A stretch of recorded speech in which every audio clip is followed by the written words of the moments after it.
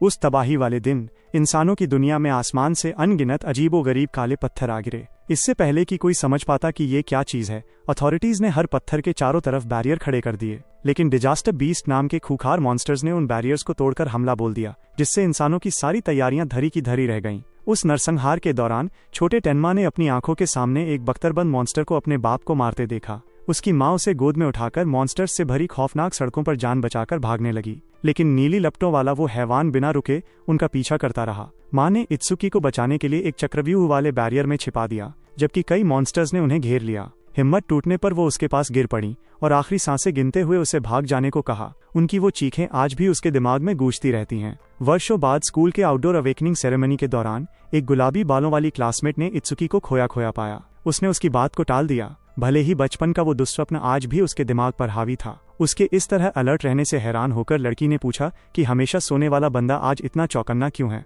उनकी हल्की फुल्की बहस से पता चलता है कि इस हमले के बाद स्कूल के ये कंपल्सरी इवेंट्स शायद ही कभी उसके सोने के टाइम से बच पाते हैं। पर जिन इंसानों को पावर्स मिली वो अवेकन बन गए और उन्होंने रिवर क्रॉसिंग वॉर के दौरान मॉन्स्टर्स को खदेड़ दिया। इस बात ने क्लासमेट्स को नेंटो के बारे में बात करने के लिए इंस्पायर किया, नॉर्दर्न कॉन्टिनेंट का वो लेजेंडरी कमांडर इन चीफ जिसने उस जीत का नेतृत्व किया था। इत्सुकी को बस धुंधला सा याद था कि वो कोई दाढ़ी वाला बूढ़ा आदमी था, पर बाद में पता चला कि नेंटो इंसानों का सबसे ताकतवर अवेकेंड था। ये टाइटल कमांडर के बॉडी बिल्डर जैसे पोर्ट्रेट से भी मैच खाता था, जो किसी वेटरन से ज्यादा फाइनल बॉस जैसा दिखता था। रिसेंट रिसर्च से साबित हुआ है कि आम लोग भी इन पत्थरों को छूकर अवेकन हो सकते हैं। इसीलिए स्कूल ने सभी स्टूडेंट्स को इकट्ठा किया है ताकि वे पत्थर को छूकर इंसानों की डिफेंस टीम का हिस्सा बन सकें। जैसे ही वो एक्टिवेटेड पत्थर सुनहरी एनर्जी के साथ ऊपर उठता है, एक अवेकनिंग लॉटरी शुरू हो जाती है, जिसमें हारने वालों के लिए सांत्वना पुरस्कार भी बेहद बुरे हैं।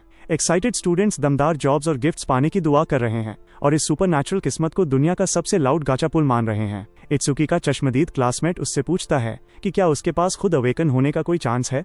तभी एक स्टाफ मेंबर एक और फेलियर को बाहर निकाल देता है और गुलाबी बालों वाली लड़की सबको कायदे से लाइन में लगने को कहती है। उसके पीछे चुपचाप खड़े इत्सुकी के चेहरे पर गुस्सा लाल बनकर चमकने लगता है, क्योंकि ये सेरेमनी वो मौका है जिसका इंतजार उसने अपना परिवार खोने के बाद से किया है।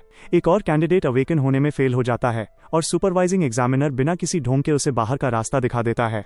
इससे साबित होता है कि एक रिकॉर्ड तोड़ने वाला एथलीट भी सिर्फ बेहतरीन कार्डियो के दम पर इस पत्थर के साथ अपनी कंपैटिबिलिटी नहीं बना सकता। जैसे जैसे कई और स्टूडेंट्स पत्थर को छूते हैं और उसी निराशाजनक रिजल्ट के साथ लौटते हैं, हर तरफ डर फैल जाता है, क्योंकि अभी तक कोई भी अवेकन नहीं हुआ है। इससे स्कूल की ये ग्रैंड सेरेमनी एक रिजेक्शन स्पीडरन जैसी लगने लगती है, जब तक कि एग्जामिनर आखिरकार ओइशी हिकारू को नहीं बुलाता, एक ऐसा जाना पहचाना नाम जो माहौल को तुरंत बदल देता है। कई लड़कियां उम्मीद करती हैं कि ये गुंडा फेल हो जाए, उन्हें डर है कि सुपरनैचुरल पावर मिलने से उसकी बदमाशी और बढ़ जाएगी। लेकिन जैसे ही ओशी का हाथ उस ऊंचे काले पत्थर को छूता है, उसके चारों ओर नीली बिजली कड़कने लगती है। इससे उसकी ग्रेड 2 लाइटनिंग एलिमेंटलिस्ट की गिफ्ट और कुल 12 स्टैट्स का खुलासा होता है, जो एक लेवल 0 रूकी के लिए अनबिलीवेबल है। एक इवैल्यूएटर बताता है कि आम लेवल 0 कैंडिडेट्स का एवरेज सिर्फ 5 होता है, जिससे ओशी बेहद गॉड गिफ्टेड साबित होता है। चीयर करती हुई लड़कियां स्कूल की पहली सफलता का जश्न मनाती हैं और वो शेखी बघाड़ते हुए सबका अटेंशन खींचता है। फिर भी पास से गुजरते हुए ओशी तुरंत इत्सुकी को दबोच लेता है, ये दिखाते हुए कि एक गुंडे को बिजली की पावर देना कितना गलत फैसला था। फिर वो अपने सड़े हुए हाथ से उसे छूने की धमकी देता है, अपने नए एडवांटेज को आजमाने के लिए बेताब दिखता है। आसपास के स्टूडेंट्स उस टारगेट की पहचान टेन्मा के रूप में करते हैं और मान लेते हैं कि उसका खेल तो खत्म हो चुका है। इसके बजाय एग्जामिनर्स उसकी बारी आने से पहले उस शांत लड़के के अंदर एक बेहद खतरनाक और गहरी भावना को महसूस करते हैं, क्योंकि इत्सुकी ने डिजास्टर बीस्ट के प्रति अपनी नफरत को उन सबको खत्म करने के एक अटूट इरादे में बदल दिया है। एक एग्जामिनर डर के मारे पीछे हट जाता है, क्योंकि वो पत्थर उस अटूट इरादे का जवाब एक ऐसे चमत्कार से देता है जिसकी उम्मीद उस काले पत्थर से किसी ने नहीं की थी। उसके पीछे एक विशाल स्पेक्ट्रल वॉरियर की परछाई दिखने लगती है और पूरे सेरेमनी ग्राउंड में नीली रोशनी का सैलाब आ जाता है। उस मॉन्यूमेंट के चारों तरफ जियोमेट्रिक एनर्जी लपटने लगती है, जो इशारा करती है कि उसका अवेकनिंग नॉर्मल लिमिट से कहीं आगे बढ़ रहा है। तभी उसके ऊपर एक चमकदार नीला कमल खिलता है और पूरा टेस्ट एक अलग ही लेवल के शो में बदल जाता है। क्राउड उस एनर्जी पिलर को एक रेयर गिफ्ट अवेकनिंग का साइन पहचान लेता है, जिसे आम कैंडिडेट्स कभी नहीं निकाल पाते। उसकी गुलाबी बालों वाली क्लासमेट खुशी से झूम उठती है, क्योंकि इत्सुकी ने आखिरकार हर शक करने वाले का मुंह बंद कर दिया था। इवैल्यूएटर्स इस चमत्कार को ऑर्डर ब्रेकर के रूप में पहचानते हैं, जो अब तक का सबसे रेयर अवेकन जॉब है। ये देखकर ओइशी गुस्से से लाल पीला हो जाता है, क्योंकि जिस लड़के का उसने मजाक उड़ाया था उसी ने कैजुअली पूरी सेरेमनी की सारी फुटेज और मेन कैरेक्टर वाली लाइमलाइट चुरा ली थी। एक नीले मेंटल स्पेस के अंदर इत्सुकी सोचता है कि क्या ये अजीब अवेकनिंग सच में काम कर भी गया, इससे पहले कि उसका status fixed level 0 order breaker और निर्वाणा नाम के स्पेशल ग्रेड गिफ्ट का खुलासा करे। इत्सुकी को ओवर माइमिसिस का Z रैंक भी मिलता है, जो दुश्मन के अटैक्स को एनालाइज करके उसके काउंटर स्किल्स बना देता है, जबकि निर्वाणा तुरंत उसकी हर 0 स्टैट को 200 से बढ़ा देता है, जिससे उसकी टोटल पावर 800 हो जाती है। उसे समझ आता है कि लेवल अप करने की कोई जरूरत ही नहीं है, क्योंकि स्किल्स हासिल करने पर निर्वाणा उसे एक बिल्कुल अलग रास्ते से पावरफुल बना देता है। इस तरह हमेशा के लिए लेवल 0 रहने वाले इस रूकी को बिना किसी नॉर्मल प्रोग्रेशन के डिजास्टर बीस्ट को तबाह करने का रास्ता मिल जाता है। इत्सुकी के नई चमक और पक्के इरादे के साथ आंखें खुलते ही उसके शरीर के चारों तरफ नीली एनर्जी उमड़ने लगती है। इससे पहले कि कोई उन नंबर्स को समझ पाता जो उन्होंने देखे थे, उसकी बदली हुई मौजूदगी पूरे ग्राउंड पर छा जाती है। इवैल्यूएटर्स उन स्टैट्स को एक रूकी के लिए अनबिलीवेबल घोषित करते हैं और उसे इतिहास के सबसे स्ट्रॉन्ग बिगिनर्स में रखते हैं। एक तरह से ओरिएंटेशन खत्म होने से पहले ही इत्सुकी को सबसे स्ट्रॉन्ग का टाइटल थमा देते हैं। उसका पब्लिक स्टेटस लेवल 0 पर हर कैटेगरी में 200 पॉइंट्स और कुल 800 की पुष्टि करता है, जिससे स्टूडेंट्स में एक ऐसे रिकॉर्ड को लेकर हंगामा मच जाता है जो आने वाले समय में स्कूल असेंबलीज को याद रहेगा। ओइशी समझ जाता है कि इत्सुकी ने वो सारी तालियां और अटेंशन छीन ली है जिसे वो अपना हक समझता था, और फिर चिल्लाता है कि एक लूजर को हमेशा लूजर ही रहना चाहिए। अपनी नई बिजली को कड़काते हुए पास आते ही वो बुली सीधे इत्सुकी पर सिल्वर सर्पेंट से अटैक कर देता है। ऐसा लगता है जैसे अपना सर्टिफिकेट मिलने से पहले ही उसने मर्डर करने का मन बना लिया हो। लेकिन ओवर माइमिसिस उस S रैंक अटैक को डिटेक्ट कर लेता है और बिजली के उसे घेरने पर उसे एनालाइज करना शुरू कर देता है। प्रोग्रेस 57 से 69% तक पहुंच जाती है, क्योंकि इत्सुकी शांति से उस बहते करंट को सहता है और इस खतरनाक एक्सपेरिमेंट से पीछे हटने के बजाय बिजली को अपने शरीर के चारों तरफ लपटने देता है। धमाके के अंदर क्लासमेट्स की नजरों से वो गायब हो जाता है, जबकि ओइशी सोचता है कि उसका राइवल खत्म हो चुका है। लेकिन 88% होते ही इत्सुकी ओइशी के मुड़ने से पहले ही उस जमे हुए बुली के पीछे प्रकट होता है, उसका कंधा पकड़ता है और चेतावनी देता है कि सिर्फ इंसान होने की वजह से वो 100 बार मरने से बच गया। जब ओइशी खौफ के मारे गिर पड़ता है तो आसपास के स्टूडेंट्स हंसने लगते हैं और हैरान होते हैं कि इत्सुकी इतनी तेजी से कैसे हिला।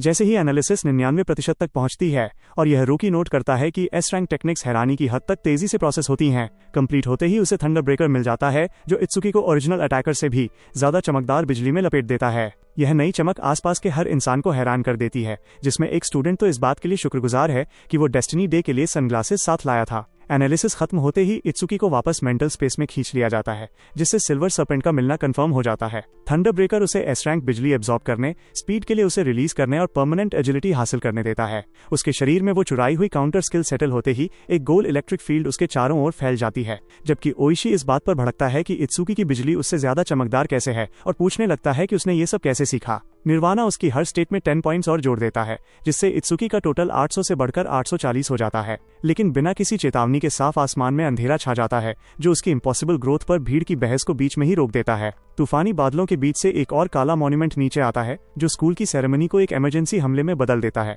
घबराए हुए डिफेंडर्स कंफर्म करते हैं कि डिजास्टर बीस्ट्स ने बैरियर को तोड़ दिया है और हमलावर मॉन्यूमेंट ने उनके स्कूल को ही टारगेट किया है, जिससे इवैल्यूएटर्स को सिर्फ मौजूदा डिफेंस पर भरोसा करने के बजाय वहां से सबको बाहर निकालने का इंतजाम करना पड़ता है। एक बख्तरबंद अवेकेंड भागने से मना कर देता है और तर्क देता है कि अगर हर एडल्ट स्टूडेंट्स को छोड़कर भाग गया तो भगदड़ मच जाएगी, जबकि कंकालों जैसे मॉन्स्टर्स की फौज ग्राउंड्स के पार इकट्ठा होकर भयानक तूफान के बीच आगे बढ़ रही है। नीचे गिरता हुआ मॉन्यूमेंट पास में ही क्रैश होता है और सड़कें उखाड़ देता है, क्योंकि उसकी हमलावर फौज अपना ठिकाना बना लेती है। भागने के बजाय इत्सुकी आते हुए मॉन्स्टर्स का स्वागत करता है और उनमें से एक एक का खात्मा करने का वादा करता है। हालांकि क्लासमेट्स चेतावनी देते हैं कि 5 मिनट पहले अवेकन होने से कोई बॉस रेड के लायक नहीं हो जाता। वो बस गुलाबी बालों वाली लड़की से उस पर भरोसा करने को कहता है और बिना झिझक आगे बढ़ जाता है। वहीं एक और डरा हुआ स्टूडेंट जाने के लिए मान जाता है और चेतावनी देता है कि अगर वो मर गया तो उन्हें दोष न दे। एक अवेकेंड के रूप में अपने पहले दुश्मन को देखकर इत्सुकी मुस्कुराता है और आखिरकार अपने बदले के पीछे छिपे मॉन्स्टर्स का सामना करता है। अपने माता पिता को मारने वाले उसी टाइप के मॉन्स्टर को पहचानकर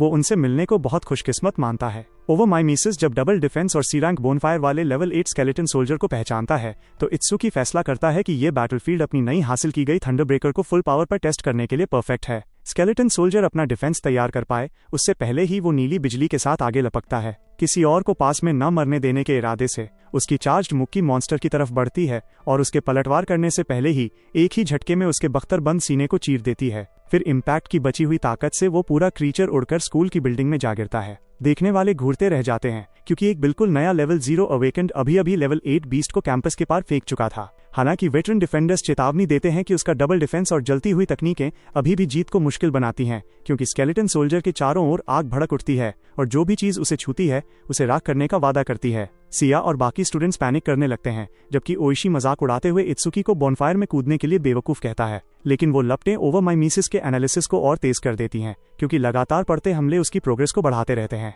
चोआ चेतावनी देती है कि सीधे हमला झेलने के बाद तो एक लेवल 10 अवेकेंड भी मर जाएगा। एनालिसिस 80% पार होने पर देखने वालों को डर लगता है कि ये असाधारण रूकी अपनी पोटेंशियल तक पहुंचने से पहले ही मर जाएगा, जबकि इत्सुकी नीली लपटों के बीच अपनी मां को याद करता है और उस बेबसी से भरी हार को दोहराने से इनकार करता है। चा को एहसास होता है कि उसने अभी भी अपनी फुल पावर का इस्तेमाल नहीं किया है, जिससे उसका डर सतर्क उम्मीद में बदल जाता है। जैसे ही प्रोसेस 100% तक पहुंचता है और जलती हुई तकनीक पूरी तरह समझ आ जाती है, कुछ डिफेंडर्स मान लेते हैं कि उनकी उम्मीदें बेवकूफी भरी थीं जब उसकी बिना हरकत वाली परछाई उस नरक के अंदर दबी रहती है। लेकिन इत्सुकी शांति से सोचता है कि ओवरमाइमेसिस बोनफायर से कौन सी काउंटर स्किल बनाएगा। इस बार उसे ब्लैक वॉल मिलता है जो आग के खिलाफ डिफेंसिव बर्फ बनाता है, जबकि निर्वाणा उसकी हर स्टैट को 230 तक बढ़ा देता है। उसके चारों ओर नीली एनर्जी का एक विशाल गोला बनता है जो अंदर से उस जानलेवा लपटों को बुझा देता है, और इत्सुकी बहते हुए आइस आर्मर के अंदर ठीक होकर बाहर निकलता है, जो उस जलते हुए स्केलेटन से कहीं ज्यादा हेल्दी दिख रहा था। देखने वाले उसकी इस जादुई रिकवरी का जश्न मनाते हैं, जबकि गुलाबी बालों वाली सेया आखिरकार अपनी रुकी हुई सांस छोड़ती है। चा इस बात पर हैरान होती है कि ऑर्डर ब्रेकर उसे बिजली और सेल्फ हीलिंग दोनों देता है, जिससे इत्सुकी को क्लासिफाई करना बहुत मुश्किल हो जाता है। जब वो ब्लैक वॉल के प्रोटेक्शन को टेस्ट करता है और सोचता है कि निर्वाणा की रिकवरी कितनी खतरनाक हो सकती है, स्केलेटन सोल्जर फिर से बोनफायर के साथ हमला करता है, ज्यादा वायलेंस से बर्फ की प्रॉब्लम को सॉल्व करने के इरादे से। लेकिन इत्सुकी ब्लैक वॉल के लगातार बनते आर्मर से एक नुकीला बर्फीला हथियार बनाता है और फिर सीधे बीस्ट का सामना करता है, जहां जलती हुई हड्डी उसकी नई आइस ब्लेड से टकराती है। उसका हथियार सोल्जर के बख्तरबंद फ्रेम को चीर देता है, जिससे साबित होता है कि बढ़ा हुआ अटैक अब उसके डिफेंस से ज्यादा है। बोनफायर के दोबारा प्रेशर बनाने से पहले ही उसका अगला वार मॉन्स्टर को चीर देता है। इत्सुकी बैटलफील्ड में तेज स्पीड से आगे बढ़ता है, अपने पीछे नीली बर्फ और बिजली का एक चक्रव्यूह छोड़ता जाता है, जबकि एक और चार्ज स्केलेटन सोल्जर को बिजली के टुकड़ों के तूफान के नीचे पीछे धकेल देता है। आखिरी वार उसके डिफेंस को पूरी तरह खत्म कर देता है और वो लेवल 8 बीस टूटी हुई स्कूल बिल्डिंग के पास गिर पड़ता है। स्टूडेंट्स इसी नतीजे पर पहुंचते हैं कि सिर्फ एक अवेकेंड ही उसकी मूवमेंट्स को फॉलो कर सकता था, क्योंकि बाकी सबने तो बस एक खतरनाक धुंधलापन देखा था। और यहाँ तक कि ट्रेंड ऑब्जर्वर्स ये यकीन ही नहीं कर पा रहे थे कि इस पूरे सीन पर डोमिनेट करने वाला फाइटर कुछ ही देर पहले अवेकन हुआ था। इत्सुकी उस सॉलिड आइस आर्मर में उस लाश के ऊपर खड़ा रहता है जो प्रोटेक्शन और वेपन्स दोनों बना सकता है। तभी सेया भीड़ में से उसका नाम पुकारती है और उसका ध्यान वापस अपने क्लासमेट्स पर लाती है। ये देखकर सुकून मिलता है कि वो सही सलामत है, और अपनी पहली विक्ट्री का जश्न मनाने के बजाय वो तुरंत सिया का हालचाल पूछता है। लेकिन चश्मे वाला स्टूडेंट बताता है कि वो इधर आई ही नहीं थी और ऐसा लग रहा था जैसे रोने ही वाली हो। इत्सुकी सोचता है कि क्या वो गुस्सा है, और ये समझ नहीं पाता कि उसके अवेकन होने के बाद वो गायब क्यों हो गई। वो मास्क वाला सेवियर चौ को सफाई संभालने, प्रिंसिपल को इन्फॉर्म करने और इत्सुकी को उसके भरोसे छोड़ने का ऑर्डर देता है, जबकि चश्मे वाला क्लासमेट सुझाव देता है कि सिया को मॉन्यूमेंट छू लेना चाहिए, क्योंकि उसे पीछे छूट जाने का डर था। रूकी के पास आकर मास्क वाला सेवियर कंफर्म करता है कि ये यंग फाइटर टेन्मा इत्सुकी ही है। जैसे ही इत्सुकी उस मरे हुए स्केलेटन सोल्जर से मुड़कर सीधे उस खतरनाक वेटरन का सामना करता है, एक्साइटेड देखने वाले सोचते हैं कि क्या ये सेवियर उसे रिक्रूट करेगा, भले ही टेविन उसका इकलौता जाना पहचाना स्टूडेंट हो। वहीं इत्सुकी का क्लासमेट सिचुएशन और कंफ्यूजिंग होने से पहले सिया को ढूंढने के लिए मान जाता है। मास्क वाला आदमी इत्सुकी को बहुत स्पेशल बताता है और एक ऐसा असेसमेंट शुरू करता है जो ऑफिशियल से ज्यादा पर्सनल लगता है। इत्सुकी इस बात पर सवाल उठाता है, ये समझ नहीं पाता कि एक बैटल में टिक जाना उस वेटरन के इतने इंटरेस्ट को जस्टिफाई करता है या नहीं, और वो सेवियर नोटिस करता है कि उस लड़के का दिल लगभग पूरी तरह से गुस्से और नफरत से भरा हुआ है। उसकी निंदा करने के बजाय वो वेटरन इत्सुकी से सीधे पूछता है कि ये इमोशंस कहां से आए। इत्सुकी खुलासा करता है कि 10 साल पहले उसे बचाते हुए डिजास्टर बीस्ट ने उसके माँ बाप दोनों को मार डाला था, और याद करता है कि कैसे वो उस सर्वाइविंग बच्चे के सामने खड़े बख्तरबंद हैवान को देखकर डर के मारे जम गया था। बीस्ट के उसे मारने से पहले एक अनजान अवेकेंड ने बीच में आकर आखिरी मोमेंट पर इत्सुकी की जान बचाई थी। हालांकि उसकी मां को कोई नहीं बचा सका, जिनके आखिरी शब्दों ने उसे अकेले आगे बढ़ने के लिए कहा था। छोटा इत्सुकी उन्हें पुकारता रहा, जबकि नीली लपटों ने उसके परिवार के आखिरी आशियाने को निगल लिया, जिससे उसे यकीन हो गया कि डिजास्टर बीस्ट्स और उनका छिपा हुआ सोर्स ही सारी बुराई की जड़ है। उसकी मेमोरी एक विशाल बैंगनी डेमन पर टिकी है, वही दुश्मन जो उसे लगता है कि उस तबाही के पीछे है,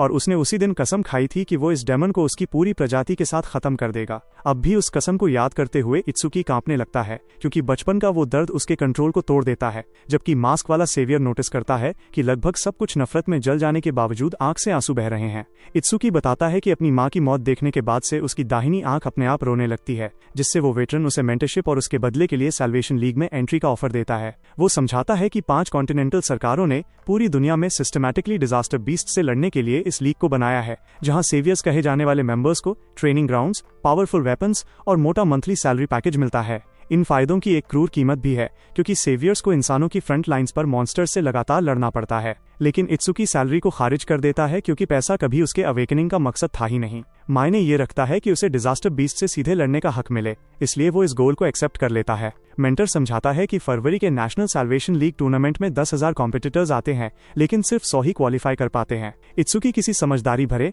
बिगनर टारगेट पर बात करने के बजाय तुरंत सबसे हाईएस्ट स्कोर के बारे में पूछता है। टेविन का रिकॉर्ड 115,000 पॉइंट्स का है, जो उसने 11 साल पहले अपने क्वालिफिकेशन के दौरान बनाया था। इत्सुकी उस नाम को इंसानों के सबसे स्ट्रॉन्ग अवेकेंड के रूप में पहचानता है, वही लेजेंडरी लाइट ऑफ ह्यूमैनिटी जिसका जिक्र पहले हुआ था। हालांकि मास्क वाला सेवियर चेतावनी देता है कि टेविन से खुद को कंपेयर करना किसी भी ऐसे इंसान को क्रश कर सकता है जिसमें एक्स्ट्रा ऑर्डिनरी कॉन्फिडेंस न हो। इत्सुकी जवाब में टेविन को पूरी तरह पीछे छोड़ने का वादा करता है, तारीफों को छोड़कर सीधे तख्त पर निशाना साधता है। एक ऐसा बोल्ड डिक्लेरेशन जो उस जंग में तपे हुए रिक्रूटर को भी एक पल के लिए हैरान कर देता है। वेटरन को याद आता है कि टेविन ने प्रेडिक्ट किया था कि एक दिन कोई न कोई नई सुबह की तरह उसे पीछे छोड़ देगा, और वो चुपचाप यह मान लेता है कि जिस सुबह का उसका पूर्व स्टूडेंट इंतजार कर रहा था वो आखिरकार आ चुकी है। उनकी बातचीत आगे बढ़ती है, इससे पहले कि एक विशाल गुंबद जैसी सैल्वेशन लीग फैसिलिटी एक दूसरे मॉन्यूमेंट के चारों तरफ बनाई गई है, जहां मेंटर समझाता है कि मॉन्यूमेंट वो रास्ते हैं जो इंसानों की दुनिया को डिजास्टर बीस्ट्स की दुनिया से जोड़ते हैं। फैसिलिटीज उन मॉन्यूमेंट्स को संभालती हैं जिन्हें तबाह नहीं किया जा सकता,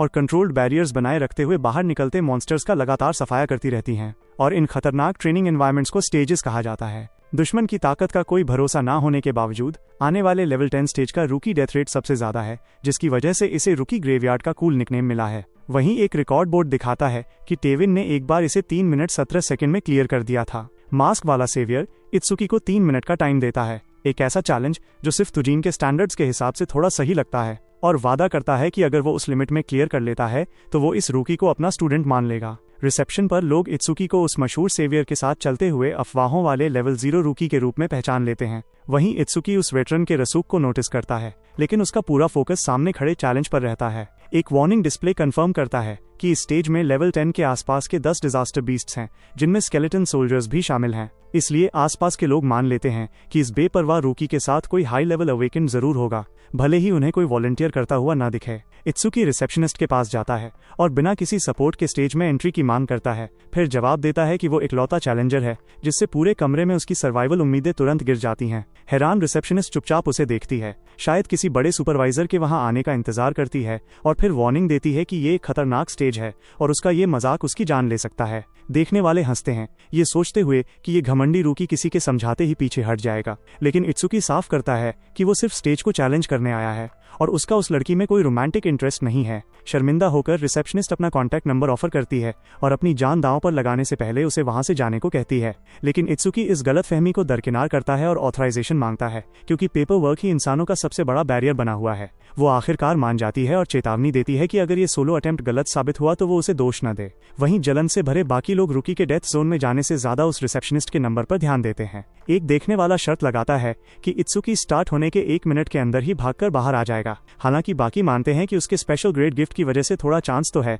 भले ही लेवल बहुत ज्यादा मायने रखता हो। इत्सुकी सील स्टेज के एंट्रेंस पर अपनी अवेकेंड रजिस्ट्रेशन वाली पर्सनल ब्रेसलेट को स्कैन करता है और सिस्टम भीड़ की परवाह किए बिना दरवाजा खोलते हुए अकेले टेन्मा इत्सुकी को अप्रूव कर देता है। मिले हुए 3 मिनट की लिमिट को याद करते हुए वो अपने हाथ जोड़ता है और तुरंत शुरू करने के लिए तैयार हो जाता है। अभी उस रूकी ने आर्टिफिशियल बैटलफील्ड में कदम रखा भी नहीं था कि टाइमर शुरू हो जाता है। इत्सुकी फुल स्पीड में गेट से अंदर घुसता है। पहले ही सेकंड से उसका फोकस लाल आंखों वाले पक्के इरादे से शार्प हो जाता है और उसे पता चलता है कि अंदर के मॉन्यूमेंट को घेरे हुए एक विशाल जंगल है जो बाहर से दिखता था उससे कहीं ज्यादा बड़ा है। आगे हलचल महसूस करते हुए वो सेंटर की तरफ अपनी स्पीड कम किए बिना ही पहले अपोनेंट का स्वागत करता है। जैसे ही ओवर माइमिसिस कोडामा नंबर 1307 को पहचानता है, जो 174 टोटल स्टैट्स वाला लेवल 4 ट्री बीस्ट है, इत्सुकी बर्फ की एक कुल्हाड़ी बनाता है और उस हमलावर कोडामा के घात लगाने से पहले ही उसे काट डालता है। फिर दूसरे पेड़ से पूछता है कि अपने साथी को खोकर कैसा लग रहा है, क्योंकि यहाँ तो कुल्हाड़ी चलाना ही सही रहेगा। बचे हुए कोडामास उसे सड़ा हुआ कहकर कोसते हैं, लेकिन आखिरकार वो भी अपने कटे हुए साथी के साथ जमीन पर ढेरी हो जाते हैं।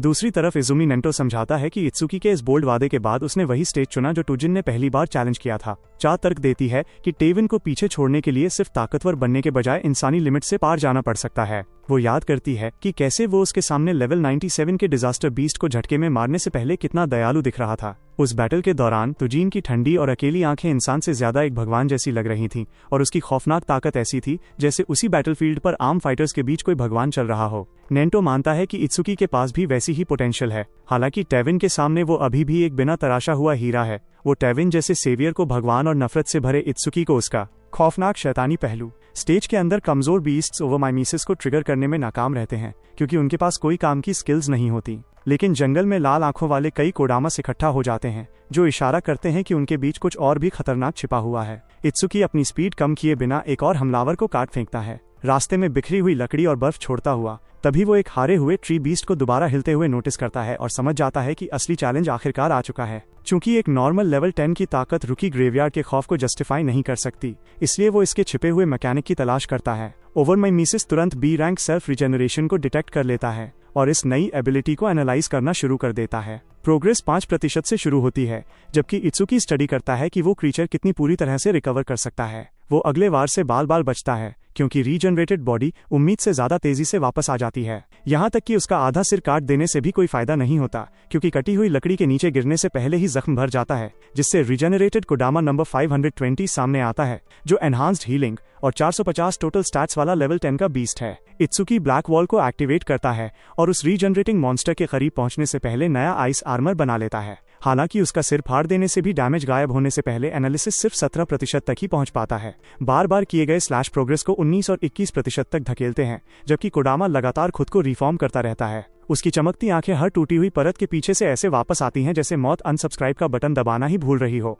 इत्सुकी रुकने से मना कर देता है, ये सोचते हुए कि हर बार रीजनरेट होने पर ओवरमाइमेसिस को प्रोसेस करने के लिए और ज्यादा डेटा मिलता है। जब लकड़ी के विशाल अंग और टहनियों वाले हथियार कई दिशाओं से उसके आइस डिफेंस पर वार करते हैं, तो पूरा जंगल ही उस लड़ाई के इर्द गिर्द सिमटता हुआ लगता है, जहां उलझी हुई जड़ों के बीच से कई लकड़ी के चेहरे निकल आते हैं। उनसे लड़ने के लिए इतनी देर तक ब्लैक वॉल को बनाए रखना इत्सुकी के मैजिक को खतरनाक स्पीड से खत्म करने लगता है।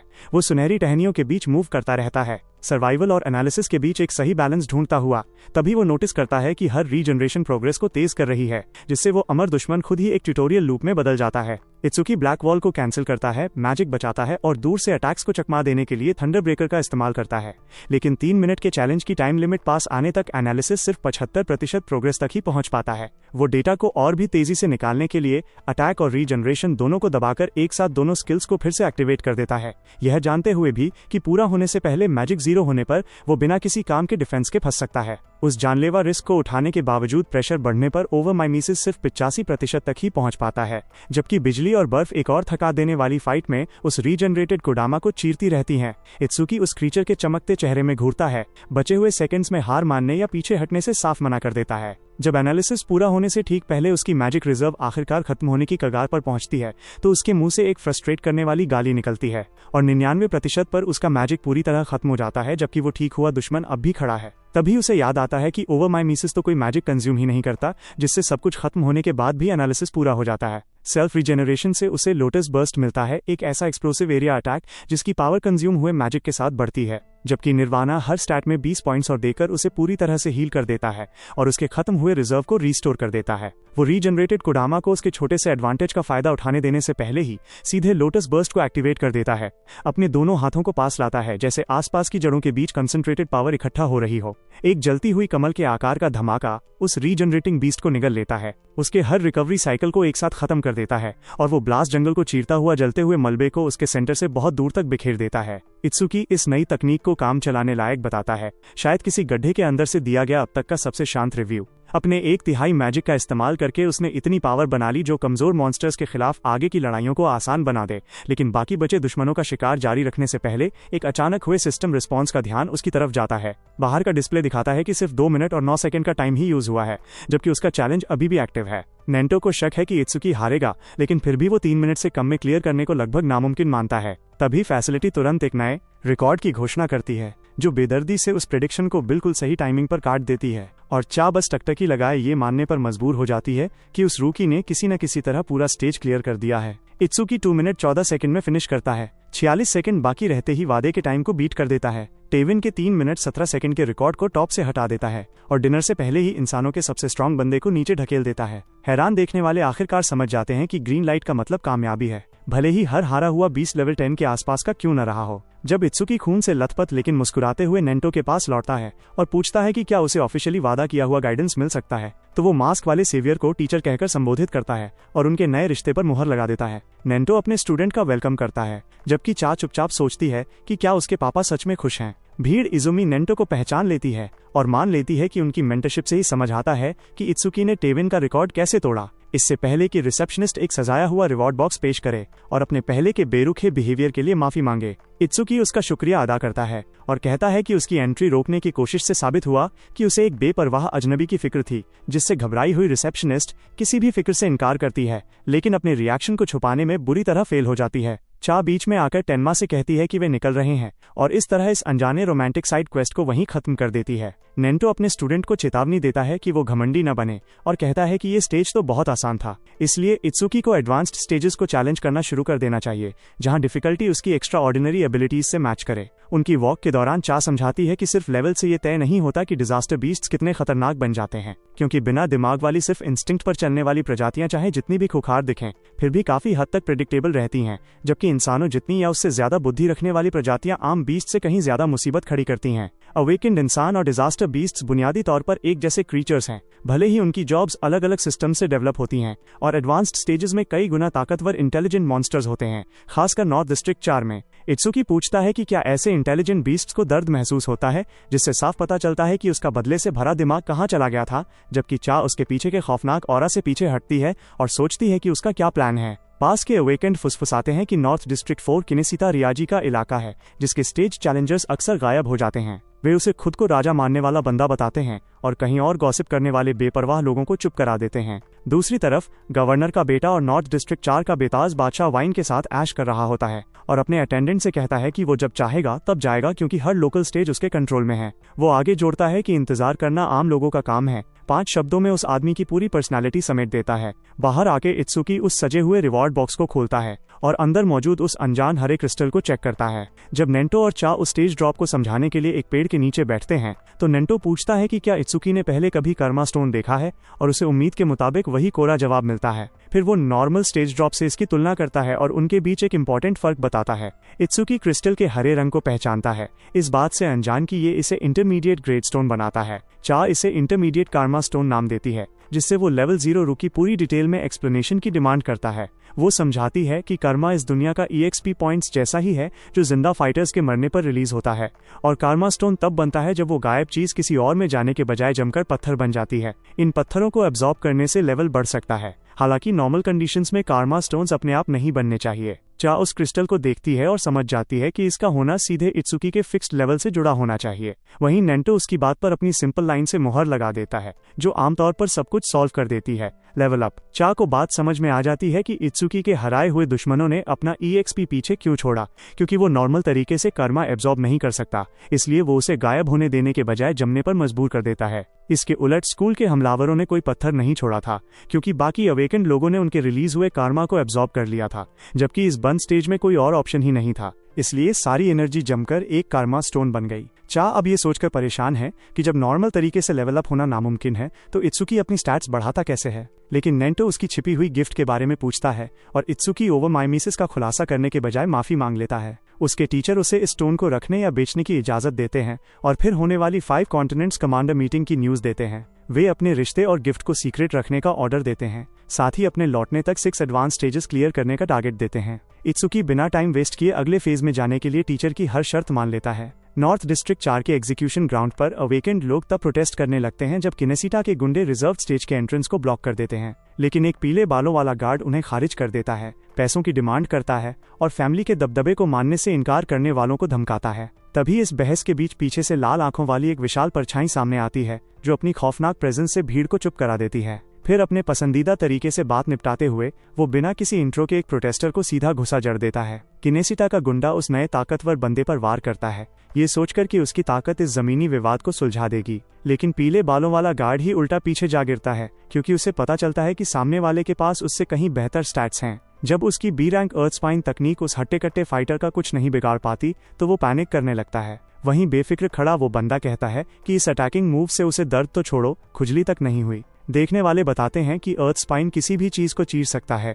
जिससे इसका पूरी तरह फेल होना सच में मॉन्स्टर जैसा फील कराता है। इससे पहले कि वो कुछ समझ पाते, लाल आंखों वाला वो खुखार बंदा दूरी कम करता है और एक और सीधे स्ट्राइक से पीले बालों वाले गार्ड को मसल देता है। वो गुंडा बेहोश होकर जमीन पर गिर पड़ता है और इस तरह उसका हफ्ता वसूलने का धंधा घाटे में खत्म होता है। आसपास खड़े लोग उस जीतने वाले को ओगा ताकरू के रूप में पहचानते हैं, जो किनेसिशा रियाजी के लेवल 12 4 पिलर्स में से एक है। टकरू ऐलान करता है कि रियाजी की परमिशन के बिना कोई भी अंदर नहीं जा सकता और हर स्टेज पर सिर्फ 2 चैलेंजर्स की लिमिट लगा देता है। उसके चारों तरफ कई हारे हुए अवेकेंट पड़े हुए थे और डिस्ट्रिक्ट की ये प्राइवेट गुंडागर्दी बिना किसी रोक टोक के जारी रहती है। एक और गार्ड टकरू से थोड़ा कम गुंडागर्दी करने को कहता है, क्योंकि कमजोर स्टूडेंट्स को पीटने की खबर उनके टीचर तक पहुंच सकती है, लेकिन वो गुंडा उस बात को हवा में उड़ा देता है और चेकपॉइंट की तरफ आ रहे अगले लोगों की ओर मुड़ जाता है। इत्सुकी चाह के साथ वहां पहुंचता है और एक जख्मी स्टूडेंट को गिरने से पहले संभाल लेता है, जिससे साथ आई उस मशहूर ब्यूटी को देखकर अनजान रुकी के बारे में फुसफुसाहटें शुरू हो जाती हैं। टकरू दोहराता है कि रियाजी की परमिशन के बिना कोई आगे नहीं जाएगा और दोनों नए लोगों को शांति से निकल जाने को कहता है। चार स्टेज एक्सेस के इस खुलेआम मिसयूज को लेकर डिस्ट्रिक्ट एडमिनिस्ट्रेटर से शिकायत करने की धमकी देती है, पर इत्सुकी कहता है कि इसमें पढ़ने की जरूरत नहीं है, क्योंकि उसके टीचर ने उसे बिना झिझक लड़ने का ऑर्डर दिया है। इसके बाद वो स्टूडेंट का इलाज चाह पर छोड़ता है और चेकपॉइंट को खुद हैंडल करने के लिए आगे बढ़ता है। टाकरू इत्सुकी के अननोन लेवल 0 प्रोफाइल को देखता है और इस रूकी के बिल्कुल न डरने से कंफ्यूज हो जाता है। वहीं इत्सुकी टाकरू के लेवल 12 मेटलाइजेशन बिल्ड को रीड करता है, जिसके पास 605 टोटल स्टैट्स और जबरदस्त डिफेंस है। दोनों की नजरें आपस में टकराती हैं, क्योंकि उस गुंडे को समझ आ जाता है कि ये शान दिख रहा चैलेंजर उससे सीधे भिड़ने के इरादे से आया है और इससे पहले कि दोनों में से कोई पहला वार करे, टकरू का रिफ्लेक्शन इत्सुकी की फोकस की हुई आंख में साफ दिखता है। वो लंबा चौड़ा आदमी एक तगड़ा पंच मारता है, ये सोचकर कि ये लेवल 0 रूकी एक झटके में ढेर हो जाएगा, जबकि देखने वाले सोचते हैं कि इत्सुकी अपने से 12 लेवल्स ऊपर के बंदे के सामने कैसे टिक पाएगा। इत्सुकी उस मेटल वाले मुक्के को नंगे हाथों से पकड़ लेता है, उसकी स्पीड को अपने चेहरे से कुछ ही इंच दूर रोक देता है और शांति से कहता है कि टाकरू ने ये पंच नॉर्मल ताकत से नहीं बल्कि मेटलाइजेशन से मारा है। टकरू उसकी स्पीड की तारीफ करता है और फिर पूरी ताकत से एक और अटैक के लिए पीछे हटता है, लेकिन इत्सुकी क्लोज रेंज में काउंटर करता है और उसे घसीटते हुए फैसिलिटी के फर्श पर पीछे धकेल देता है। अपने से हाई लेवल अपोनेंट के खिलाफ एक साफ सरप्राइज अटैक की जरूरत महसूस करते हुए इत्सुकी एक्स्ट्रा एजिलिटी के लिए थंडर ब्रेकर तैयार करता है। वहीं ओवरमाइमेसिस सी रैंक मेटलाइजेशन को डिटेक्ट करता है और 1% से एनालिसिस शुरू कर देता है। इत्सुकी फैसला करता है कि ये गुंडा इतना खतरनाक तो है कि उस पर ओवरमाइमेसिस का इस्तेमाल किया जाए, और फिर आखिरकार वो सीरियस हो जाता है। खुद को पड़ रहे ताकतवर पंचेस को अपने डिफेंस के पार आने देता है ताकि एनालिसिस की प्रोग्रेस तेजी से आगे बढ़ सके। एनालिसिस 5% से आगे निकल सके। एक भारी बॉडी शॉट सीधा उस पर पड़ता है, लेकिन ये रूकी अपने स्टांस या फोकस को खोए बिना उसे एब्जॉर्ब कर लेता है और टकरू मजाक उड़ाते हुए कहता है कि इस बंदे के पास ना तो पावर है और ना ही स्पीड। असल में इत्सुकी ने जानबूझकर तब तक अपनी फुल स्पीड छुपाकर रखी थी जब तक कि उस गुंडे ने अपना डिफेंस ढीला नहीं कर दिया। फिर वो थंडर ब्रेकर रिलीज करता है और टकरू के संभलने से पहले ही खुद को बिजली में लपेट लेता है। एक रैपिड कॉम्बिनेशन एनालिसिस को 25 से सीधे 66% तक पहुंचा देता है, जबकि उसके बाद मेटलाइजेशन की हवा निकाल देते हैं। ये देखकर दर्शक हक्के बक्के रह जाते हैं कि एक लेवल 0 बंदा एक एस्टैब्लिश जॉब वाले फाइटर को इस तरह दबा सकता है। टकरू को एहसास होता है कि वो खुद को रीइंफोर्स करने के लिए रुक नहीं सकता और अगर ये हमला यूं ही जारी रहा तो वो हार जाएगा, लेकिन इत्सुकी इतनी तेजी से वार करता है कि वो पास खड़े गार्ड्स को मदद के लिए पुकार तक नहीं पाता। कोने में फंसा और बेबस होकर वो भारी कॉस्ट के बावजूद फुल बॉडी मेटलाइजेशन चुनता है। एक और बिजली से भरा अटैक उसके शरीर से टकराने से ठीक पहले वो पूरी तरह मेटल में बदल जाता है। एनालिसिस 88% तक पहुंच जाता है और इत्सुकी मानता है कि उसने आज तक टकरू को इस हालत में आने पर मजबूर नहीं किया था। वहीं फुल बॉडी मेटलाइजेशन उसके एक जगह खड़े रहने वाले डिफेंस को 50% से बढ़ा देती है, जिससे उस आदमी का डिफेंस 500 के पार चला जाता है। टाकरू शेखी बघारते हुए कहता है कि उसका आधा ट्रांसफॉर्मेशन भी इसके जैसे किसी भी घटिया अटैक को आराम से झेल सकता है, और देखने वाले भी मानते हैं कि अपने बराबर लेवल वाले फाइटर से डबल डिफेंस होने पर इसे तोड़ना नामुमकिन है। इसके बजाय इत्सुकी दिमाग लगाता है कि फुल बॉडी मेटलाइजेशन टाकरू के डिफेंस हैवी बिल्ड से भारी मैजिक सुखा रही है।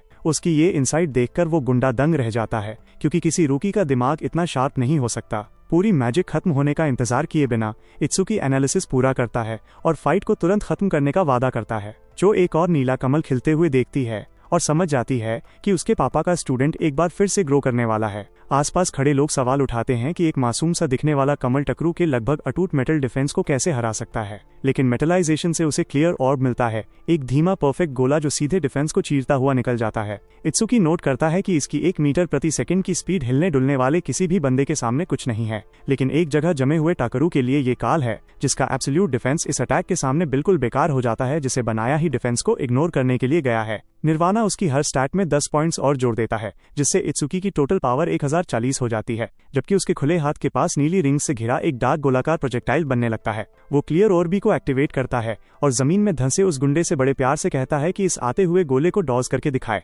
जहां देखने वाले इसके अजीब लुक को कोई नया ड्रॉप समझने के बजाय एक खतरनाक हाई लेवल तकनीक मान बैठते हैं। वहीं वो पर्पल ब्लैक गोला टकरू की तरफ बढ़ता है, इतना धीमा कि आराम से देखा जा सके, लेकिन उसके लिए इसे चकमा देना नामुमकिन था। पूरी भीड़ अपनी सांसें थाम लेती है जब उसका डिफेंस एक सीधे काउंटर का सामना करता है। टकरू उस छोटे से गोले का मजाक उड़ाता है और पूछता है कि क्या इत्सुकी इस फुसफुसे अटैक से मजाक कर रहा है, लेकिन जैसे ही उसका मेटल वाला शरीर उस गोले के पहुंचने से पहले हिल नहीं पाता, खौफ उसकी अकड़ की जगह ले लेता है। वो पास आते गोले को घूरता है और समझ जाता है कि ये सिंपल सा दिखने वाला अटैक ही असल में इत्सुकी का ट्रम्प कार्ड है, जबकि वो रुकी वादा करता है कि टकरू अब एक बेहद घटिया तरीके से हारने वाला है। डर आखिरकार उस गुंडे के मेटल वाले घमंड को तोड़ देता है जब क्लियर ऑर्बी उसके एक जगह रुके सीने तक पहुंचता है और उसका डिफेंस फाड़ते हुए निकल जाता है, उसे एक हाथ कटा हुआ और खून से लथपथ जमीन पर छोड़ देता है। इत्सुकी कहता है कि उसने हाथ पर निशाना इसलिए साधा क्योंकि टकरू एक इंसान है, अगर कोई बीस्ट होता तो उसकी गर्दन उड़ा देता। फिर वो हैरान खड़े गार्ड से घूरना बंद करने और अपने हारे हुए बॉस को अस्पताल ले जाने को कहता है।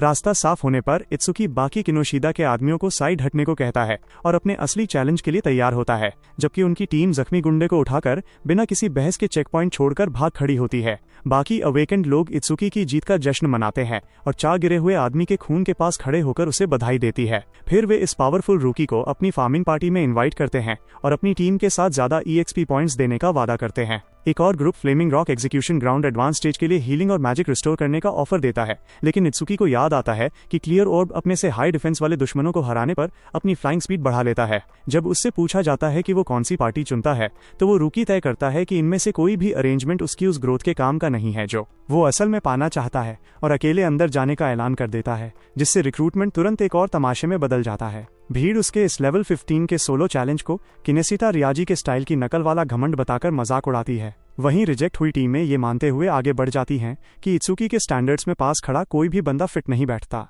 चेतावनी देती है कि अंदर के हर बीस्ट का डिफेंस होगा जितना है और वो उसके मैजिक को सुखा सकते हैं। हालांकि वो दावा करती है कि वो सिर्फ इसलिए परेशान है क्योंकि उसके पापा उसका स्टूडेंट मरने पर उसी को दोष देंगे। जख्मियों के पास जाने से पहले ये भी जोड़ती है कि बिना दिमाग वाले ये पत्थर के मॉन्स्टर्स भी ग्रुप में मिलकर अटैक करते हैं, और फिर इत्सुकी अपना ब्रेसलेट स्कैन करके अकेले ही उस एडवांस स्टेज में जाने की अप्रूवल ले लेता है। अंदर इंतजार कर रहे मॉन्स्टर्स की गिनती उसकी उम्मीद से कहीं ज्यादा निकलती है, लेकिन इस मौके को देखकर उसका फोकस और शार्प हो जाता है। दर्जनों हाई स्टैट्स वाली पत्थर की मूर्तियां घाटी से होते हुए चार्ज करती हैं, जिससे एडवांस स्टेज की डिफिकल्टी का तुरंत पता चल जाता है। जहां ओवरमाइमेसिस 295 डिफेंस और मैजिक कन्वर्जन रीइंफोर्समेंट वाली एक लेवल 9 मूर्ति को पहचानता है, वहीं इत्सुकी इस डिफेंस हैवी टारगेट्स के खिलाफ क्लियर ऑर्ब की पैसिव ग्रोथ कंडीशंस को टेस्ट करने का फैसला करता है। फिर वो डार्क गोले को एक्टिवेट करता है और पहले पत्थर के मॉन्स्टर के सीने की तरफ फेंक देता है। क्लियर ऑर्ब उस चार्ज करती मूर्ति की मजबूत बर्फीली पथरीली बॉडी को चीरता हुआ सीधे निकल जाता है, टारगेट को वहीं ढेर कर देता है और अपने पैसिव इफेक्ट की वजह से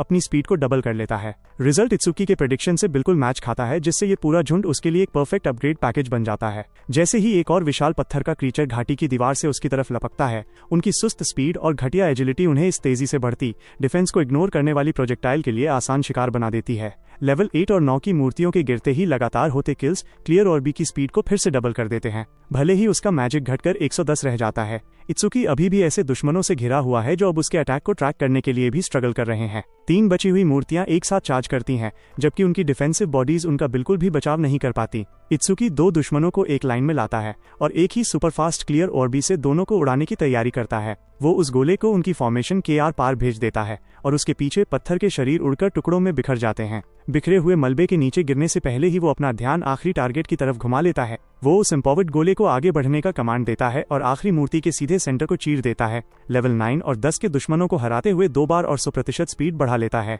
मैजिक खत्म होने से पहले इत्सुकी थकान महसूस करने लगता है और उम्मीद करता है कि काश उसे कोई रिकवरी स्किल मिल जाए। लेकिन क्लियर ऑर्ब अब 500% पैसिव स्पीड के साथ 5 मीटर प्रति सेकंड की रफ्तार से उड़ रहा था। तभी अचानक पूरी घाटी कांप उठती है, क्योंकि पिछली मूर्तियों से कहीं ज्यादा बड़ा कुछ नीचे से ऊपर आने लगता है और एक विशाल पत्थर का मुक्का नीचे गिरता है, जो इत्सुकी के चारों तरफ बैटलफील्ड में पत्थरों को बिखेर देता है। ओवोमाइमेसिस 777 स्टैट्स और B rank power to defense conversion वाले लेवल 15 के जायंट स्टोन मैन को पहचानता है। इत्सुकी 50% एक्स्ट्रा एजिलिटी के लिए थंडर ब्रेकर एक्टिवेट करता है और उस विशाल टारगेट का सीधे सामना करने की तैयारी करता है। फिर पत्थर के राक्षस के शरीर पर तेजी से चढ़ते हुए यह सोचने लगता है कि क्या एक क्लियर ऑर्बी से खत्म करने के लिए काफी होगा। वो उसके सिर तक पहुंचता है और राक्षस के पथरीले चेहरे पर बिजली से भरा एक मुक्का जड़ता है, जिसके तुरंत बाद पर्पल क्लियर ऑर्बी मारता है, जो मॉन्स्टर के काउंटर अटैक करने से पहले ही उसे चीर देता है। वो विशाल पत्थर का राक्षस उस छोटे से गोले को फालतू समझकर इग्नोर कर देता है, यह मानते हुए कि इतनी छोटी सी चीज उसका कुछ नहीं बिगाड़ सकती, और फिर अपनी एक विशाल बांह से इत्सुकी को पूरी घाटी के पार फेंक देता है, जिससे उसकी अटैकिंग रिदम टूट जाती है।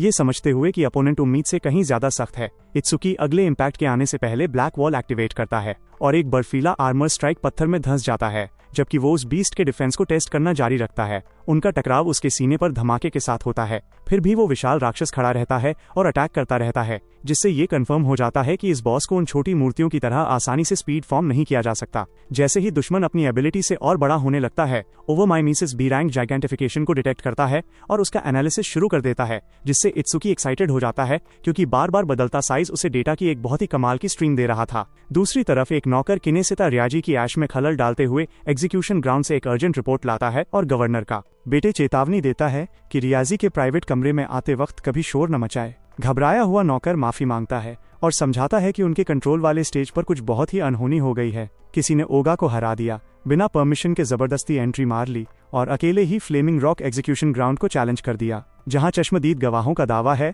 कि उस घुसपैठिए ने एक पिलर के सो कॉल्ड अटूट डिफेंस को एक ही पंच में उधेड़ दिया। वहीं रियाजी सोचता है कि क्या हाल ही में गिरे मॉन्यूमेंट्स के बीच कोई हाई लेवल सेवियर्स आए हैं, लेकिन इस बात को साफ खारिज कर देता है कि कोई लेवल 0 रूकी अपनी नॉर्मल ताकत से ओगा को हरा सकता है। चूंकि अपोनेंट की पहचान अभी तक नहीं हो पाई है, उसका एडवाइजर सतर्क रहने की सलाह देता है। हालांकि रियाजी को भरोसा है कि उनके लोग निपट लेंगे। वो बेताज बादशाह अपने नौकर को कोई और सफाई न देने का ठंडा ऑर्डर देता है और अपने पुराने धमकाने वाले स्टाइल से बहस वहीं खत्म कर देता है। एक डरी हुई सहमति मिलने के बाद रियाजी तय करता है कि उस घुसपैठिए को किनेशिता फैमिली से उलझने का पछतावा होना ही चाहिए। उधर स्टेज के अंदर इत्सुकी एनालिसिस पूरा होने के करीब पहुंचने तक उस विशाल पत्थर के राक्षस पर लगातार अटैक करता रहता है। 100% पहुंचते ही वो जश्न मनाता है कि अब उसे उस इतने बड़े टारगेट के आसपास भागने दौड़ने की कोई जरूरत नहीं है। उस पथरीले सिर के अंदर एक नीला कोर चमकता है, जो बॉस के उस फैले हुए रूप को संभाले रखने वाली एनर्जी को दिखाता है। जाइगेंटिफिकेशन का एनालिसिस पूरा हो जाता है, लेकिन ओवोमाइमेसिस कोई नई स्किल बनाने के बजाय क्लियर ऑर्बी को ही अपग्रेड कर देता है, जिससे इत्सुकी ये देखने के लिए अपनी मौजूदा तकनीक चेक करता है कि इस एवोल्यूशन से कौन से नए इफेक्ट्स मिले हैं।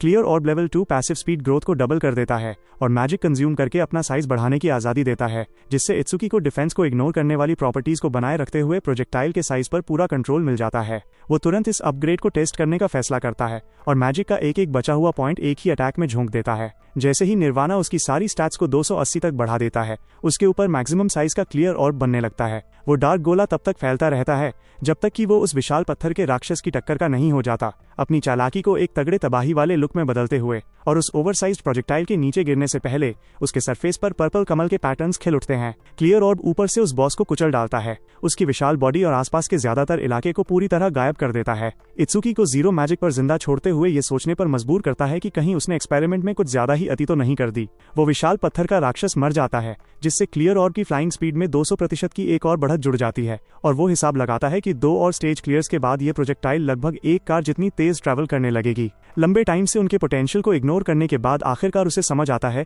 कि पैसिव इफेक्ट्स कितने काम के हैं, क्योंकि लोटस बर्स्ट का पैसिव हर स्किल की रेंज को बढ़ा देता है, जिसमें क्लियर ऑर्बी के ट्रैवल करने की दूरी भी शामिल है। इसलिए हर हाई लेवल किल लोटस बर्स्ट के स्टैकिंग बोनस के जरिए हर फ्यूचर तकनीक को और दूर तक पहुंचने में मदद करता है। थ्योरी के हिसाब से पर्याप्त फार्मिंग के बाद इत्सुकी को किलोमीटर दूर से भी डिजास्टर बीस्ट्स को तबाह करने की आजादी देता है। सिस्टम 3 मिनट 1 सेकंड में लेवल 15 स्टेज क्लियर कंफर्म करता है और रिकॉर्ड अपडेट कर देता है। ये देखकर वेटरन्स दहल जाते हैं, जिनकी 5 लोगों की पार्टियों को उसी चैलेंज में टिके रहने के लिए 10 मिनट से ज्यादा का टाइम लगता है। देखने वाले अभी भी कंफ्यूज्ड हैं कि एक और इम्पॉसिबल रिकॉर्ड जीत के बाद भी इत्सुकी का लेवल अभी भी 0 ही क्यों दिखा रहा है। वहीं चा अब बिल्कुल भी हैरान न होते हुए उसे फिर से टेवन का रिकॉर्ड तोड़ने के लिए बधाई देती है। इत्सुकी कहता है कि वो मूर्तियां डिफेंस को इग्नोर करने वाले अटैक्स के सामने कमजोर थीं, जिससे ये रिकॉर्ड उम्मीद से ज्यादा तेजी से बन गया। फिर वो चा के पास मंडराती हुई उसकी चमकदार हरी तितली को नोटिस करता है और पूछता है कि ये क्या है। वो तामीचू को अपने खुद के शिकिगामी यूजर जॉब से बनाए गए शिकिगामी के रूप में इंट्रोड्यूस करती है और इत्सुकी मानता है कि किसी शिकिगामी से उसकी ये पहली मुलाकात है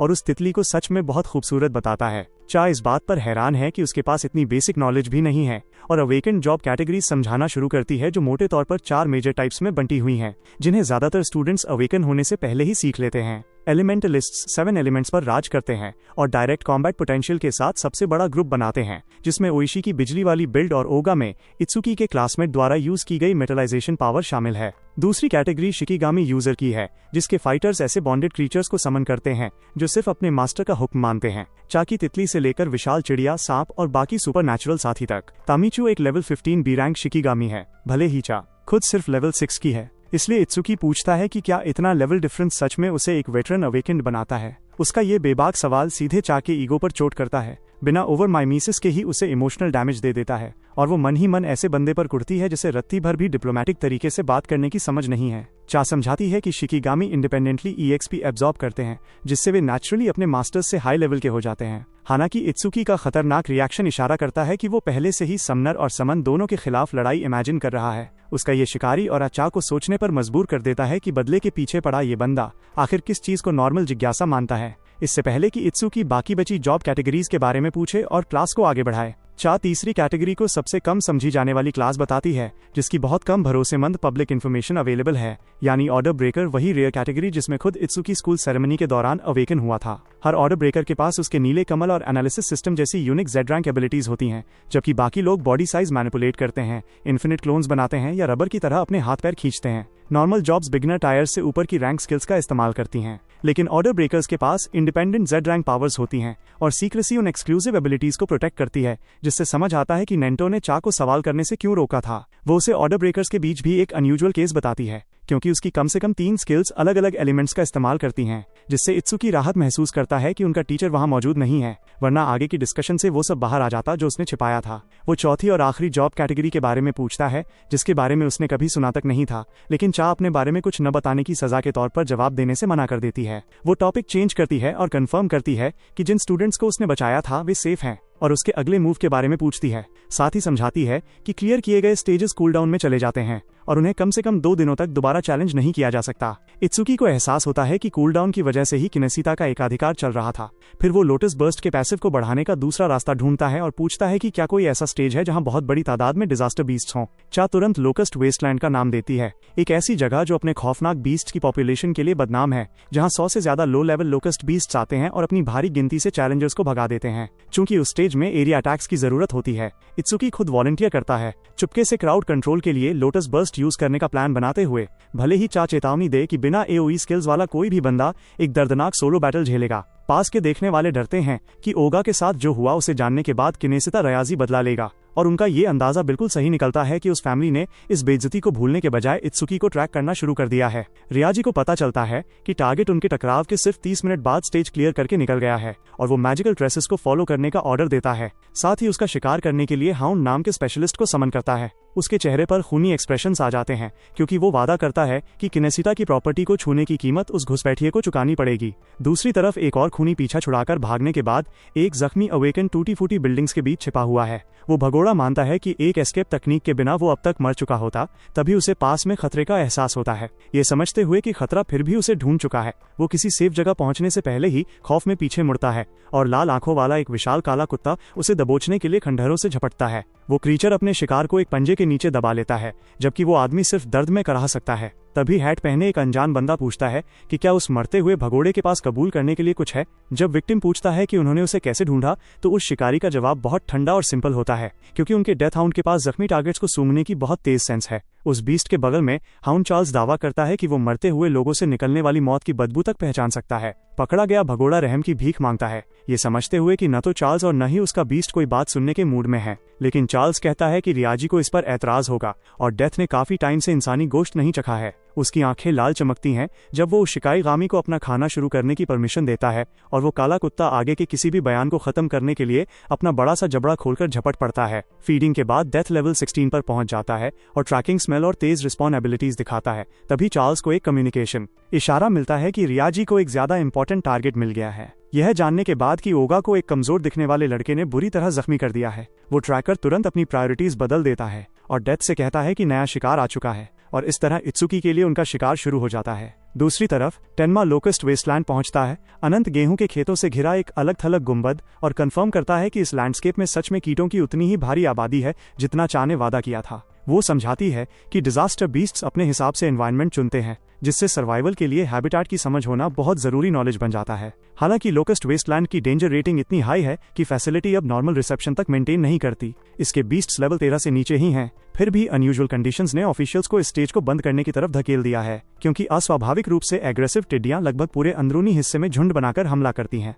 एक छोटी सी चूक भी चैलेंजर्स को एस्केप पॉइंट तक पहुंचने से पहले घेर कर निकल जाती है। पिछली विक्टिम्स के बारे में कहा जाता है कि इस खौफनाक कीड़ों के बादल ने उन्हें हड्डियों तक नोच डाला था। इत्सुकी इसे परफेक्ट कहता है और इतना खुश दिखता है कि चा एक पल के लिए सोचने लगती है कि आखिर किसे परेशान होना चाहिए। हालांकि वो इस बात पर अड़ा रहता है कि वो इन ओवरसाइज्ड कीड़ों का खाना बनने जितना बेबस नहीं है। चोआ उसे अंदर जाते हुए देखती है और उसी कॉन्फिडेंस को पहचानती है जो उसके पिछले सोलो रिकॉर्ड से पहले दिखा था, लेकिन हर मुमकिन वार्निंग देने के बाद भी उसे अकेले भेजने से परेशान रहती है। उसे अचानक याद आता है कि मदर्स विल टिड्डियों को लगातार रिप्रोड्यूस करने देता है, और वो उसे वार्न करने के लिए भागती है, इस बात से बेखबर कि हाउंड चार्ल्स पहले से ही पास में है और लाल आंखों वाली एक और नजर से उसे देख रहा है। वो ट्रैकर छिपकर चा को स्टडी करता है, रियूजी को मिले उस बंदे से उसका कनेक्शन पहचानता है और धीरे से कहता है कि वो किसी को ढूंढ रहा है, जिसके बाद वो आगे बढ़ना शुरू करता है। स्टेज के अंदर इत्सुकी सामने पहले खाली दिखने वाले गेहूं के खेतों को देखता है और उस बंजर जमीन को बकवास बताता है। फिर तेज ताली बजाता है और हर सोई हुई टिड्डी को खत्म होने के लिए जागने को कहता है। बाहर निकल रही टिड्डियां इंडिविजुअली लो लेवल की हैं, जो उन्हें लोटस बर्स्ट के लिए एकदम सही टारगेट बनाती हैं। जैसे ही स्टेटस विंडोज बिना किसी गिफ्ट्स वाली मल्टीपल लेवल 1 और लेवल 2 इवल लोकस्ट्स को पहचानती हैं। हजारों टिड्डियां गेहूं के खेतों से एक घने काले बादल के रूप में उठती हैं, जो आखिरकार स्टेज के असली स्केल को दिखाती हैं, जबकि इत्सुकी अपने हाथों के बीच एक जलता हुआ कमल बनाता है और सटीक काउंटर तैयार करता है। झुंड जितना घना होगा, एक्सप्लोजन रेडियस में आने के बाद उसका काम उतना ही आसान हो जाएगा। इसलिए वो अपनी जमा की हुई मैजिक को उनके सेंटर में रिलीज करने से पहले मैक्सिमम डेंसिटी का इंतजार करता है। लोटस बर्स्ट उस बादल के नीचे ब्लास्ट होता है और उसकी रेंज में फंसी हर टिड्डी में आग लगा देता है, और हर एक किल उसके पैसिव इफेक्ट के जरिए सभी स्किल रेंजेस में 1% की बढ़त और जोड़ देता है। सिस्टम पर नोटिफिकेशंस की झड़ी लग जाती है, क्योंकि लेवल 1 और 2 की टिड्डियां उस ब्लास्ट में गायब होने लगती हैं। 110 किल्स लोटस बर्स्ट के डायमीटर को 10.5 मीटर तक बढ़ा देते हैं, जो उसके फार्मिंग प्लान से बिल्कुल मैच खाता है, और इत्सुकी अंदाजा लगाता है कि 10 और सही शॉट्स लगभग 1000% की टोटल रेंज ग्रोथ दे सकते हैं। वो कुछ देर के लिए स्टेज कूलडाउन पर अफसोस जताता है, क्योंकि अनलिमिटेड एंट्री से ये प्रोसेस बहुत आसान हो जाता, इससे पहले कि वो नोटिस करे कि झुंड का सफाया करने के बावजूद स्टेज क्लियर का नोटिफिकेशन नहीं आया है। ओवरमाइमेसिस सी रैंक मदर्स विल को डिटेक्ट करता है और 1% से एनालिसिस शुरू कर देता है, ये साबित करते हुए कि कुछ न कुछ तो जिंदा बच गया है। इत्सुकी को एहसास होता है कि जल चुके गेहूं और बिखरी हुई टिड्डियों की लाशों के पार कहीं न कहीं एक छिपा हुआ दुश्मन अभी भी मौजूद है, जबकि गड्ढे के नीचे होने वाली हलचल कंफर्म करती है कि उसके पहले एक्सप्लोजन ने सिर्फ सामने दिख रही लहर को ही हटाया था। वो दिमाग लगाता है कि शुरुआती अटैक के बाद जब वो रिलैक्स कर रहा था, तब बॉस जानबूझकर बॉडीगार्ड्स के पीछे छिपा हुआ था, और भले ही उसकी बढ़ती हुई रेंज मदद कर रही है, इत्सुकी को अभी भी अंदाजा नहीं है कि उन्हें कंट्रोल करने वाला कहां बैठा है। उसका सॉल्यूशन बहुत सिंपल है, हर छोटी टिड्डी को तब तक तबाह करो जब तक कि छिपा हुआ बॉस बाहर आने पर मजबूर न हो जाए, और एक और लोटस बर्स्ट एक नई लहर का सफाया कर देता है,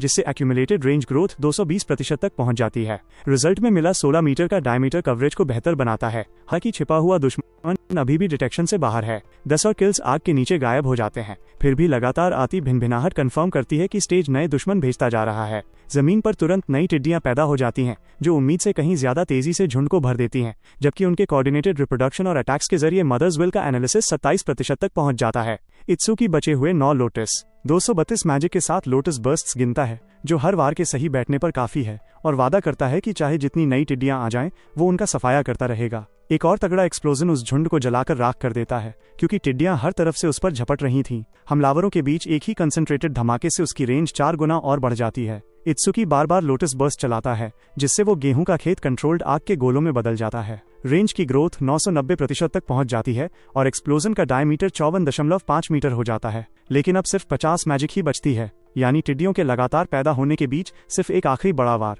कीड़ों का वो समंदर कम होने का नाम ही नहीं ले रहा था, जिससे सीधे ताकत के दम पर उनका सफाया करना उसके लिए भी नामुमकिन सा लग रहा था। एनालिसिस पूरा होने तक पीछे हटना समझदारी होती, लेकिन इत्सुकी इसे एक घटिया तरीका बताकर खारिज कर देता है। वो इस चैलेंज को बीच में छोड़ने से मना कर देता है जब इसका छिपा हुआ मैकेनिक आखिरकार सामने आ ही रहा था, और ऐलान करता है कि वो यहाँ मौजूद हर डिजास्टर बीस्ट को हराएगा, चाहे कितने भी नए बीस्ट क्यों ना आते रहें। टिड्डियों के बादल के बीच एक और विशाल लोटस बर्स्ट भड़कता है जो उसकी आखिरी बची हुई मैजिक को सुखा देता है, जबकि इत्सुकी उस आखिरी अटैकिंग चांस को बॉस की तलाश में बदलने की तैयारी करता है। मदर्स विल का एनालिसिस 91% तक पहुंच जाता है, फिर भी टिड्डियों की गिनती कम नहीं हुई थी। इत्सुकी नोटिस करता है कि हर नया दुश्मन लेवल 1 का है, जिसका छोटा शरीर अभी अभी अंडे से निकले बच्चे जैसा दिखता है, और वो इस नतीजे पर पहुंचता है कि उन्हें कंट्रोल करने वाली एबिलिटी उसके मेन सोर्स के मरने तक अनगिनत बच्चे पैदा कर सकती है। वो main source queen locus number 379 है, जो 110 बच्चों को दूर से कंट्रोल करने वाली लेवल 13 की एग लेयर है। मैजिक खत्म होने के साथ इत्सुकी को उस क्वीन की अनगिनत फौज के हावी होने से पहले एनालिसिस पूरा करने की जरूरत है।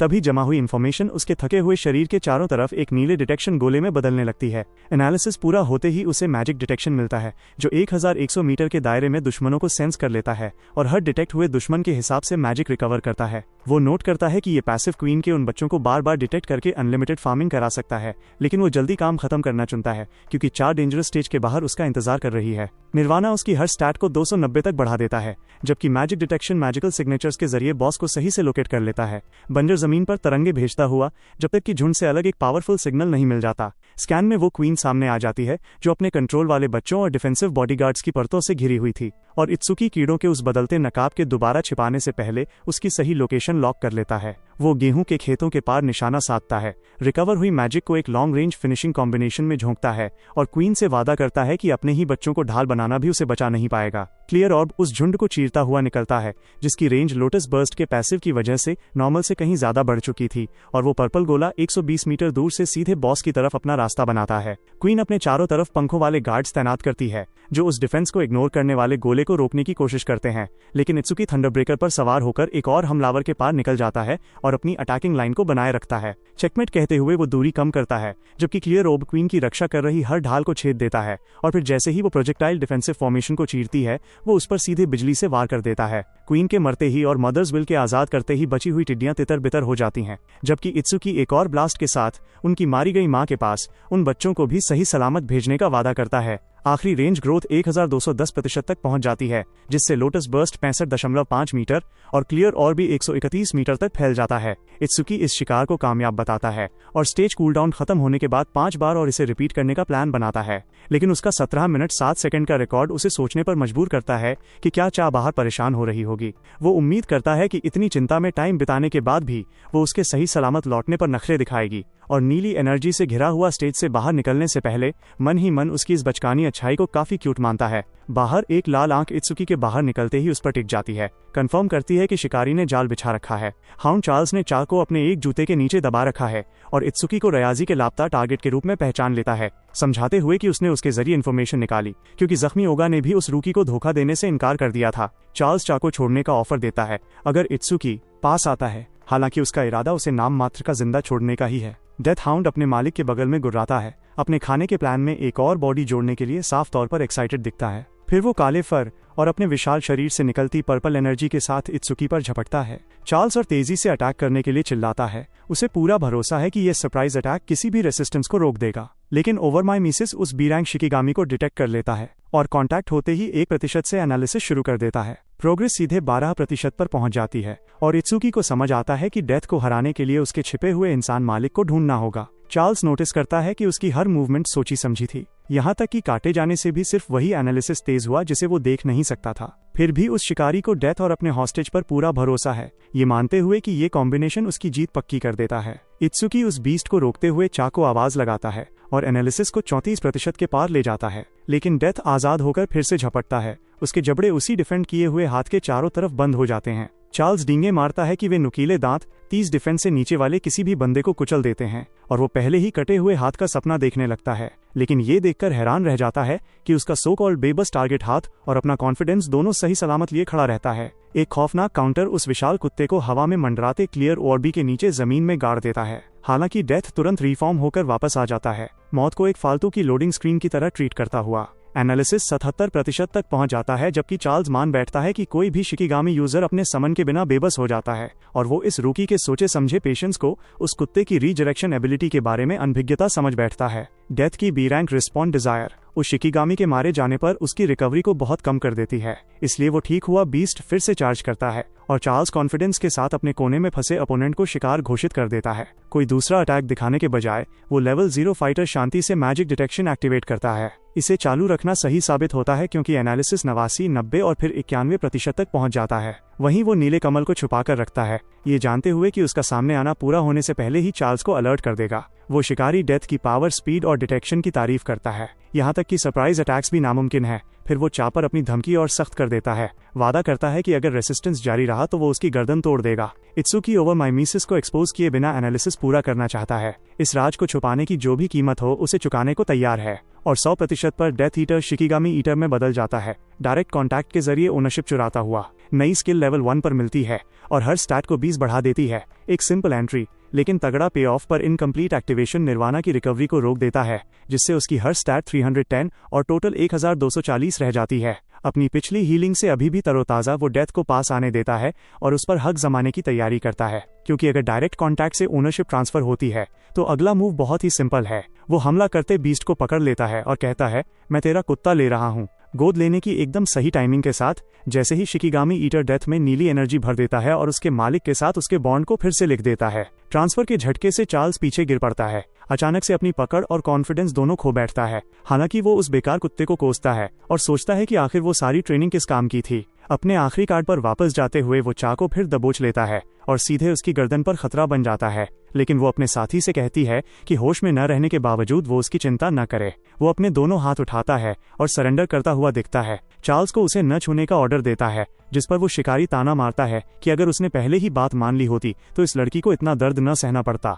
टाइम बाय करते हुए वो रूकी पूछता है कि जब उसने कभी इस अजनबी का रास्ता ही नहीं काटा तो उसे टारगेट क्यों किया गया, और चार्ल्स खुलासा करता है कि रियाजी ने नॉर्थ डिस्ट्रिक्ट 4 के स्टेज में बिना परमिशन घुसने के लिए उसे पकड़ने का ऑर्डर दिया था। किनेसिता रियाजी का नाम सुनना असल में काम आता है। वो तो पहले से ही उस तानाशाह से सीधे बात करना चाहता था, जबकि चार्ल्स उसे आगे बढ़ने को कहता है और उस अजीब बर्फ का इस्तेमाल करने से मना करता है।